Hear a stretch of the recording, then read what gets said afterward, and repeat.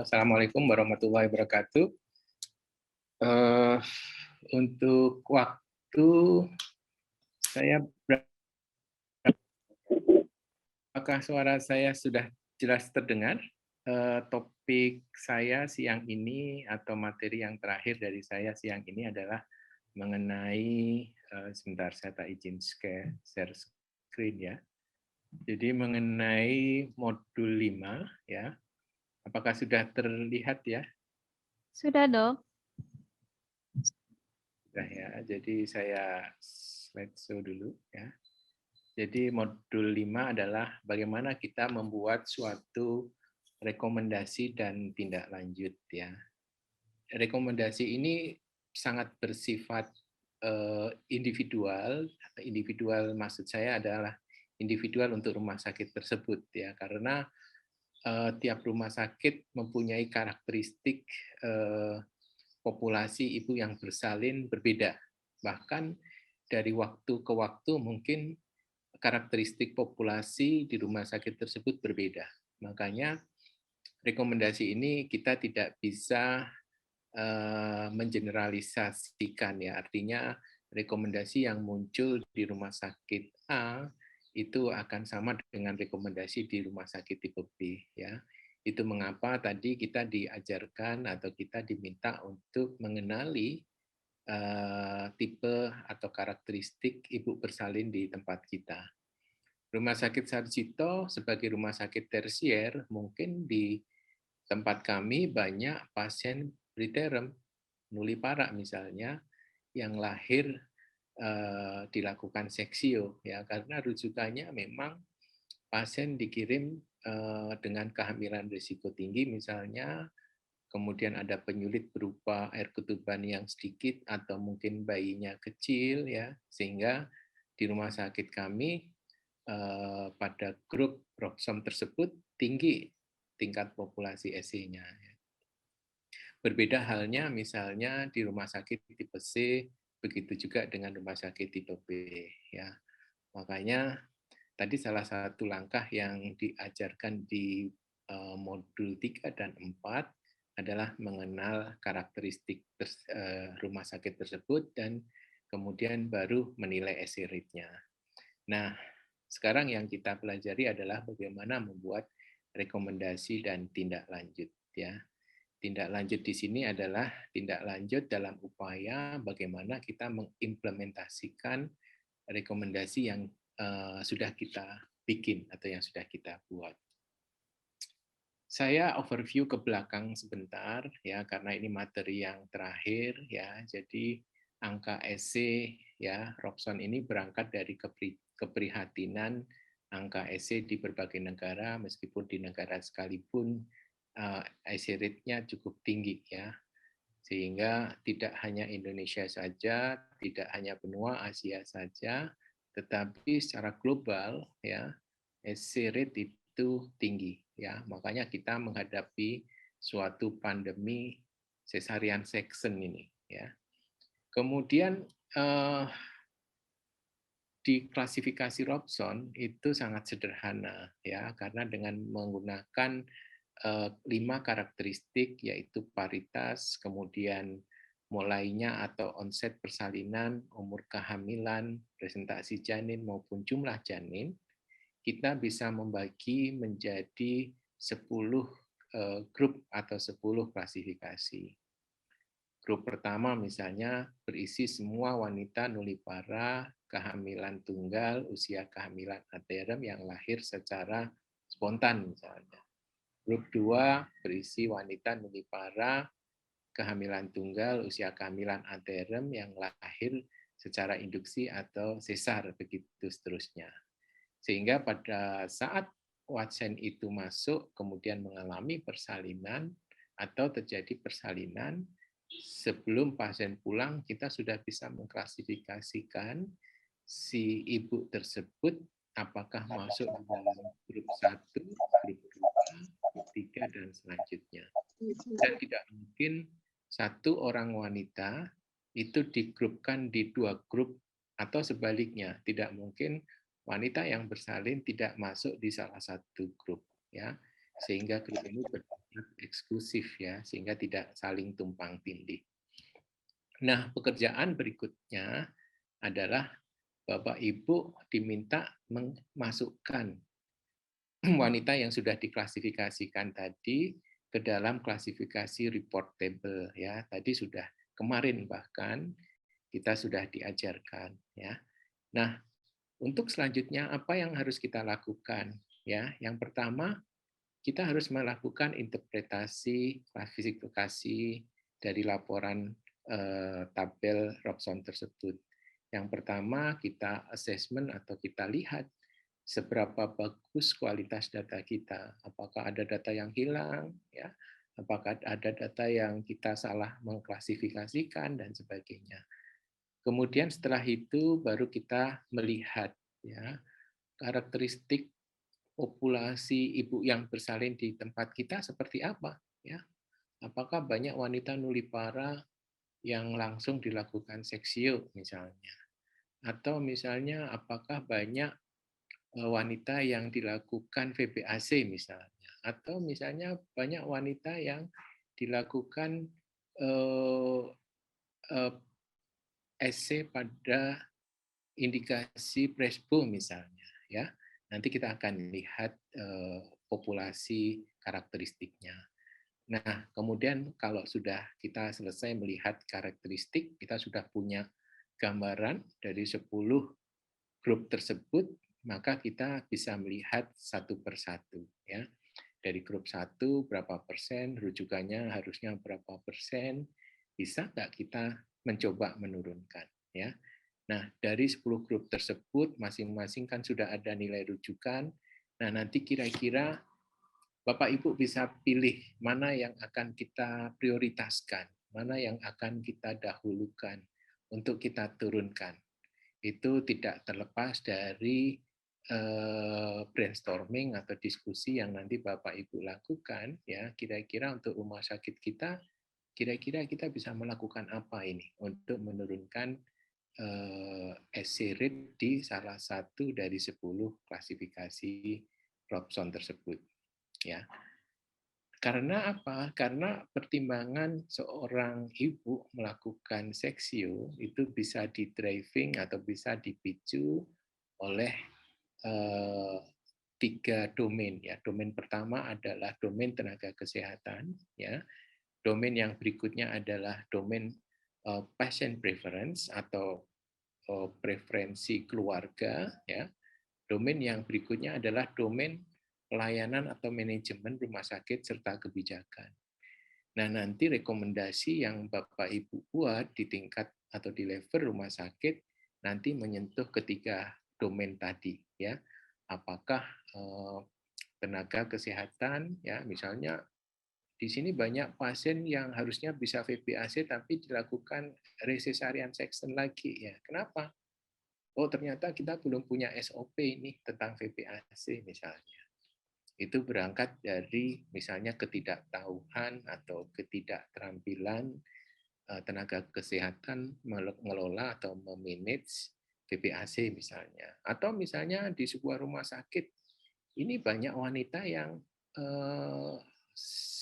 multipara yang lahir secara SC, padahal anak pertama lahir normal. Ternyata setelah kita telusur, oh ternyata banyak ibu yang multipara atau kehamilan kedua ini minta sesar karena riwayat atau pengalaman nyeri sebelumnya, ya sehingga kita bisa membuat rekomendasi mungkin rumah sakit kita perlu SOP tentang persalinan vaginal tanpa nyeri misalnya, ya. Di sisi kebijakan misalnya belum diakomodasinya VBAC dalam skema asuransi misalnya. Nah, ini nanti kita bisa mengusulkan. Makanya nanti rekomendasi yang kita buat itu tergantung domain mana ya, area mana rekomendasi itu kita buat ya. Kemudian itu tadi sekedar pengantar ya, kemudian untuk outline presentasi nanti ada pengantar tadi sudah saya sampaikan ya, tujuan, kemudian penggunaan rekomendasi, identifikasi peluang atau perbaikan, bagaimana kita menyusun skala prioritas, kemudian menyusun rencana tindak lanjut, ya.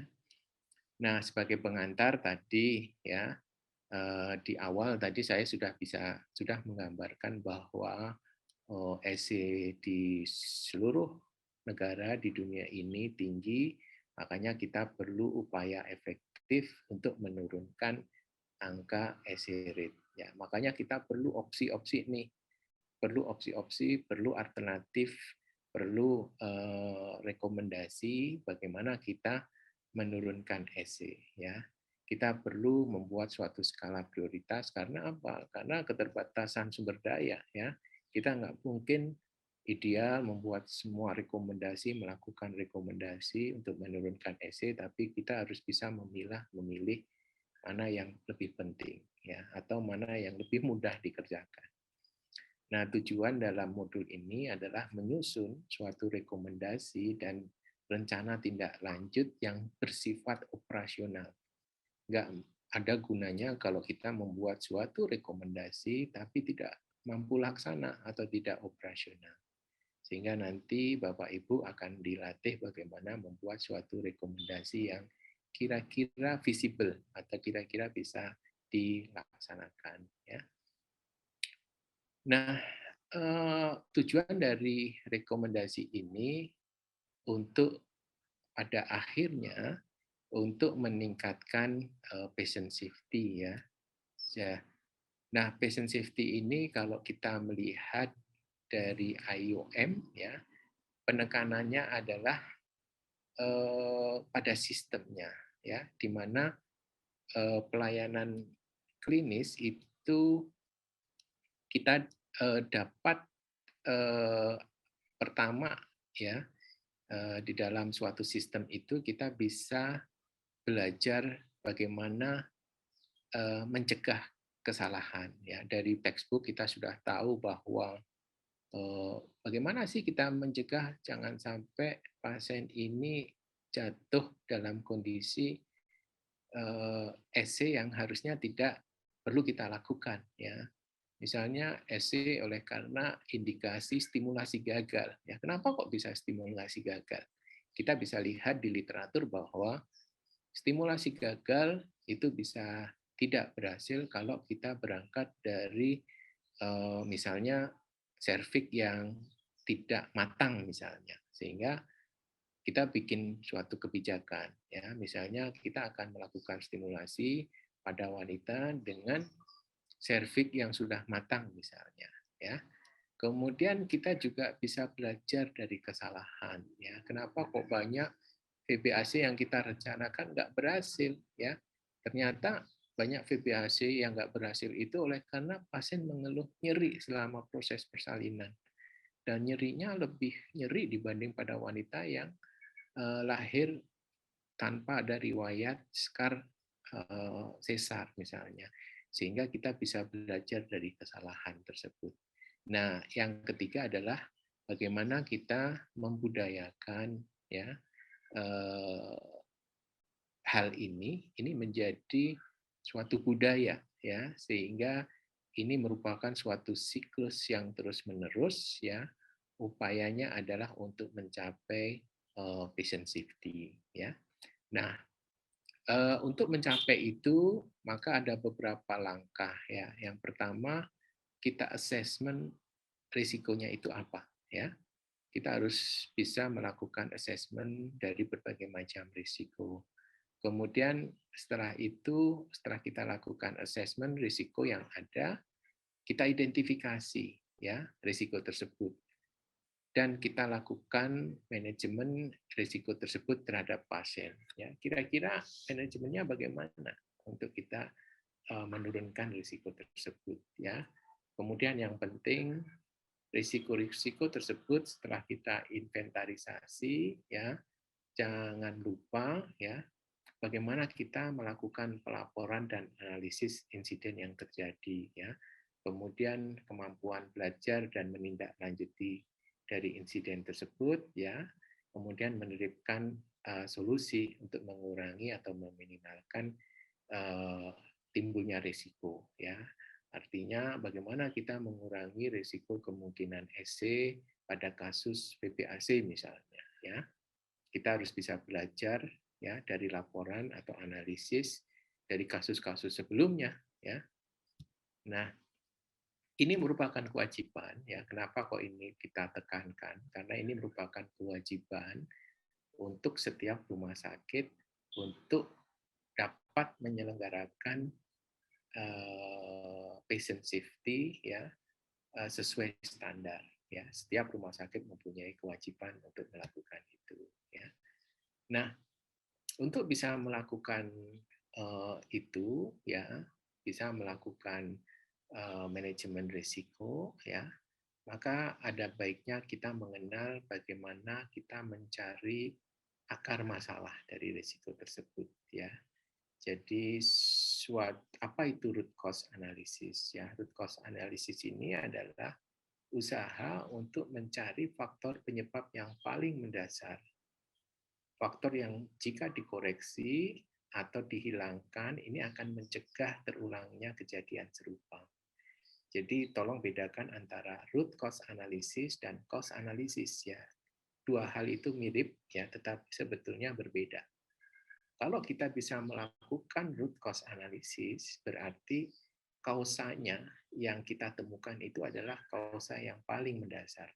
Artinya kalau kausanya itu hilang, maka kejadian itu bisa kita hindarkan. Ya, makanya root cause analysis ini adalah suatu proses mulai dari identifikasi untuk mencari akar masalah. Apa sih basic faktornya yang melatar belakangi ya kenapa kok timbul SC pada wanita tertentu yang harusnya bisa kita hindari ya. Makanya kita perlu mencari root cause analysis tersebut ya. Sebetulnya ada banyak metode, banyak cara untuk melakukan root cause analysis ya, kurang lebih ada 5 metode ya. Tetapi metode yang kita ajarkan di sini adalah metode yang paling simple, yaitu melalui 5 why ya metode ya. Kenapa kok 5 why metode? Biasanya kalau kita ketemu suatu insiden ya, kemudian kita menanyakan kenapa insiden itu muncul ya. Biasanya dengan 5 pertanyaan itu kita rata-rata sudah bisa menemukan kausa paling dasar atau basic faktornya ya. Jadi kalau kita lihat tipe kausanya tadi ya, ada kausa yang sifatnya direct cause, ada yang sifatnya root cause ya. Yang kita cari adalah yang root cause ini ya. Kalau yang direct itu contohnya misalnya begini. Ada pasien yang jatuh begitu ya. Kemudian kita tanya, kenapa pasien itu jatuh? Karena lantainya licin ya. Mengapa kok lantainya licin ya? Karena pipanya bocor misalnya. Kenapa kok pipanya bocor? Nah, begitu ditanya seterusnya. Nah, kalau jawabannya itu misalnya kenapa kok pasiennya itu jatuh karena lantainya licin. Nah, lantai licin itu adalah direct cause ya. Nah, nanti kalau sudah ketemu ya sudah kita nggak bisa menjawab lagi, yaitu berarti cause yang paling dasar. Itu yang kita cari, yaitu root cause analysis. Makanya nanti di dalam melakukan root cause analysis ini ada 7 langkah yang harus kita lakukan. Ya, misalnya untuk kasus seksio kita anggap sebagai suatu kejadian yang harusnya bisa kita hindarkan ya. Jadi kita identifikasi masalahnya. Masalahnya SC misalnya pada wanita nulipara misalnya. Harusnya pada wanita nulipara hamil anterem presentasi kepala SC-nya rendah. Kenapa kok tinggi? Ini kita identifikasi sebagai masalah utama ya. Karena misalnya kita di rumah sakit tipe C misalnya, harusnya nggak banyak yang patologi ya. Mestinya di tempat kita kebanyakan nulipara dirujuk ke tempat kita karena kehamilan lebih bulan misalnya atau kehamilan lewat waktu ya. Tetapi kenapa kok tinggi pada wanita tersebut sehingga kita identifikasi masalah tersebut ya. Nah, pada saat sebelum kita melakukan identifikasi, ada baiknya rumah sakit itu menentukan tim yang melakukan root cause analysis ya, yang melakukan kajian essay ya. Mungkin ada baiknya nanti setelah selesai pelatihan ini, baik rumah sakit Klaten maupun Pandanaran ya, itu membentuk tim ya, misalnya tim klasifikasi Robson misalnya. Nah, di dalam tim tersebut terdiri dari multidisiplin. Yang jelas ada SPOG-nya, ada ibu bidannya, ada perawatnya, ya.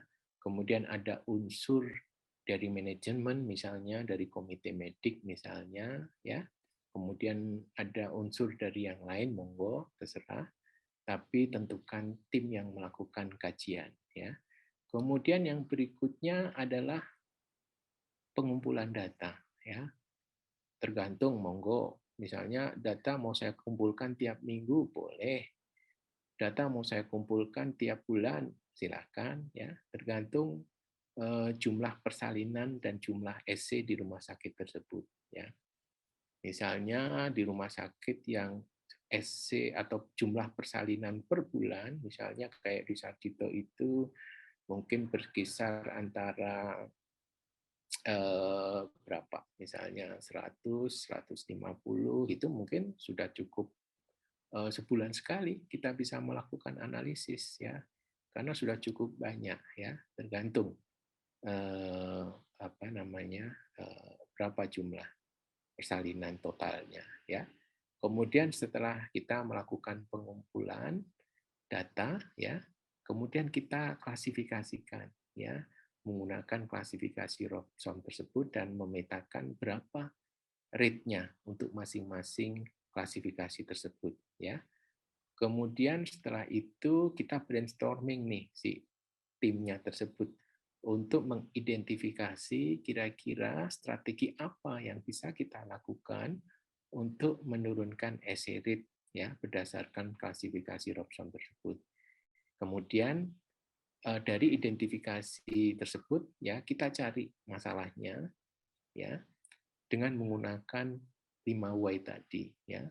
Mengapa essay pada nulipara hamil aterem janin tunggal ya presentasi kepala kok tinggi di tempat kita ya. Kita cari tahu ya. Kenapa gitu ya. Nah, mungkin nanti dari tim tersebut bisa menentukan skala prioritas mana yang akan kita dahulukan ya. Nah, kemudian setelah kita melakukan analisis 5 why ya, maka kita bisa melakukan atau menyusun rekomendasinya sekaligus rencana kerjanya ya atau bagaimana kita strategi untuk mengimplementasikan rekomendasi tersebut ya. Nah, kalau setelah ini kita lakukan ya secara rutin ya, kemudian sudah kita implementasikan ya, kemudian setelah kita implementasikan pada bulan berikutnya kita lihat lagi. Setelah kita mengimplementasikan rekomendasi tersebut, apakah essay rate untuk klasifikasi atau grup Robson 1 misalnya sudah turun atau belum ya? Kita nilai efektif atau tidak ya? Begitu seterusnya. Makanya ini suatu pekerjaan yang tidak pernah henti ya. Yang tujuannya muaranya akhirnya adalah untuk patient safety ya. Nah, makanya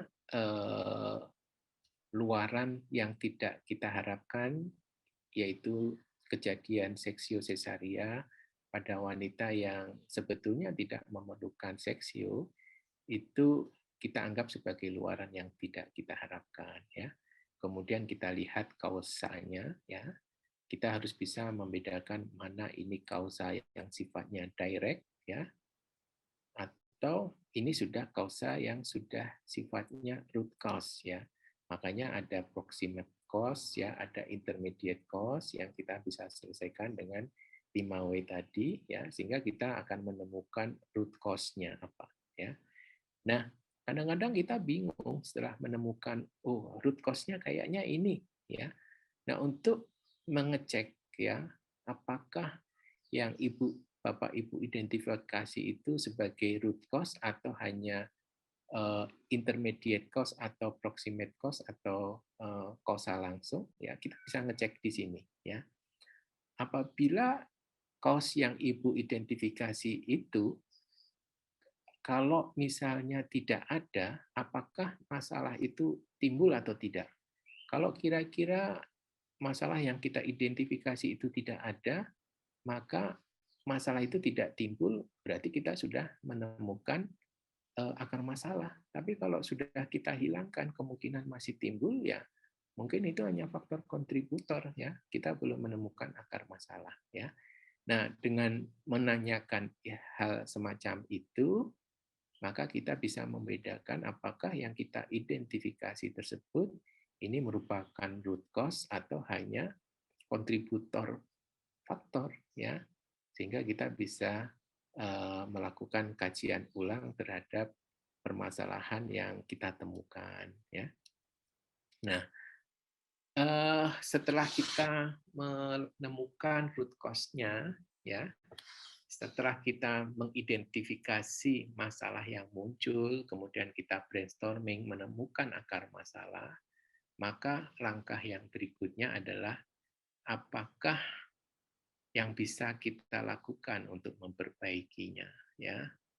Misalnya seperti tadi yang saya sampaikan, karena domain masalah penyebab atau timbulnya SC itu bisa berangkat dari domain tenaga kesehatan, bisa berangkat dari sistem kebijakan, ya, bisa berangkat dari sistem manajemen pelayanan rumah sakit tersebut, bisa muncul dari sisi pasien preference atau keluarga atau family preference, ya, maka peluang perbaikan itu kita addresskan ke mana, ya. Misalnya kasus VBAC misalnya yang paling mudah.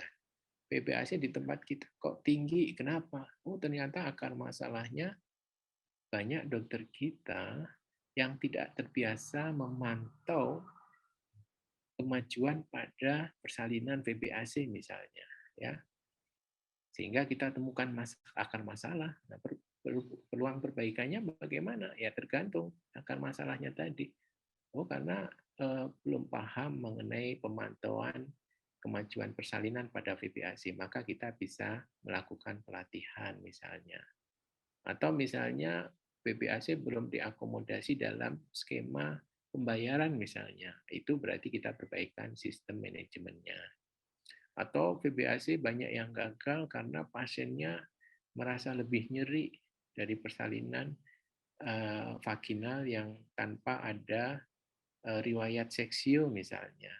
Berarti kita bisa edukasi ke keluarga atau kita bisa tawarkan persalinan tanpa nyeri. Begitu sebaiknya. Nah, dari situ kita akan menyusun rekomendasi dan setelah itu kita prioritaskan. Karena kita SDM-nya terbatas, waktu kita terbatas, ya. Sehingga dari rekomendasi tersebut yang muncul, kita bikin prioritas, ya. Mana yang lebih kita prioritaskan? Nah, nanti kita tulis dalam rencana tindak lanjut, ya. Nah, nah itu tadi ya. Jadi identifikasi peluang tergantung domainnya, ya. Bisa domainnya dari tenaga kesehatan atau dari sisi tenaga kesehatan, domainnya bisa dari manajemen atau pelayanan, ya, rumah sakit, domainnya dari sisi kebijakan maupun domainnya dari patient preference, ya. Setelah itu kita masukkan dalam identifikasi peluang, ya. Ini peluangnya misalnya itu tadi perbaikan atau pelatihan persalinan VBAC, ya. Ini dari sisi pelaksana dari mana nih tenaga kesehatan kita tulis di sini. Tindak lanjutnya berupa apa? Misalnya mengundang narasumber atau mengundang melalui workshop misalnya dan sebagainya. Jadi nanti kita bikin tabel di sini. Peluangnya apa, bagaimana cara melaksanaannya, terus tindak lanjutnya apa, ya. Kemudian ini kita sisi dari domain mana yang akan kita lakukan atau yang akan kita laksanakan. Apakah dari sisi tenaga kesehatannya, ataukah dari sistem kebijakan, atau dari sistem manajemen pelayanan rumah sakit, atau ini domainnya ke patient preference atau keluarga, ya, tergantung dari diskusi yang kita lakukan tadi. Ya.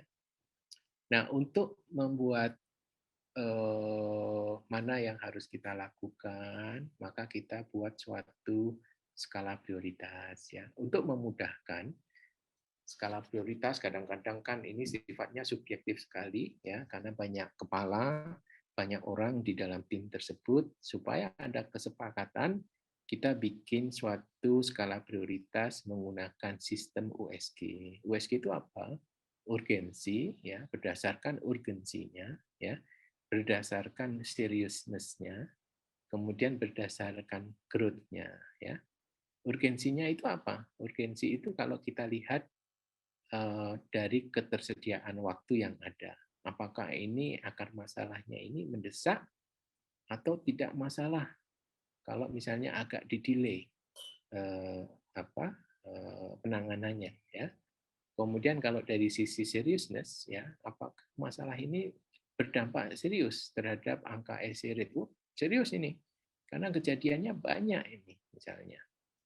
Kemudian growth, kita nilai apakah dari waktu ke waktu cenderung trennya ini naik enggak? Oh, ini cenderung ternyata tren pada nulipara yang ingin APS seksio tinggi ini. Dari bulan ke bulan kok makin meningkat. Nah, ini serius ini, growth-nya juga ada nih, ya. Ini urgensi ini harus kita selesaikan. Maka itu yang kita prioritaskan, ya. Ini hanya untuk mempermudah kita memilih. Makanya nanti dari rekomendasi yang kita susun tersebut, ya, kita nilai prioritaskan mana yang mana berdasarkan USG-nya. Nah, masing-masing ini nanti diisi angka 1 sampai 5, ya. 1 itu berarti skala yang sangat besar dampaknya, sangat urgent, ya, harus kita lakukan, ya.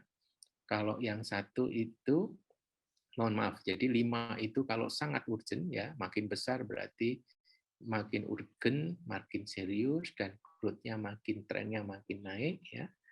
Tapi kalau 1, maka dia tidak terlalu urgent, tidak terlalu serius, dan trennya tidak terlalu naik, gitu ya. Nah, dari situ kita bikin total, ya. Totalnya berapa nih? Misalnya perbaikan atau peningkatan keterampilan para SPOG dalam penanganan VBAC misalnya. Setelah kita total kok nilainya tinggi nih, ya, maka kita prioritaskan, ya. Nah, itu cara paling mudah membuat skala prioritas, ya. Kemudian setelah itu mana yang kita prioritaskan, kita implementasikan dalam bentuk kegiatan, ya. Kegiatannya tergantung rumah sakit, ya. Misalnya ini bisa melalui pelatihan misalnya. Indikatornya apa? Indikatornya adalah terlaksana atau tidak pelatihan tersebut, ya. Kemudian kita tunjuk siapa pelaksananya, waktunya kapan, dan kita tentukan sumber dayanya siapa, berapa. Kemudian kita tentukan sasarannya siapa saja, ya. Karena misalnya PBAC sasarannya mungkin bisa para SPOG, bisa Bu Bidan, ya, sasarannya. Bisa juga misalnya teman-teman yang ada di pemasaran misalnya, ya, dari marketing rumah sakit misalnya. Terus kita tunjuk penanggung jawabnya siapa, ya. Nah, nanti nanti kegiatan kita nanti seperti itu nanti setelah ini, ya. Jadi bagaimana kita menyusun sebuah rekomendasi, ya, sampai kira-kira bagaimana kita melakukan implementasi selanjutnya, ya. Mungkin itu yang bisa saya sampaikan, ya. Waktunya juga sudah habis kebetulan. Mohon maaf kalau waktunya agak molor ini. Terima kasih. Assalamualaikum warahmatullahi wabarakatuh.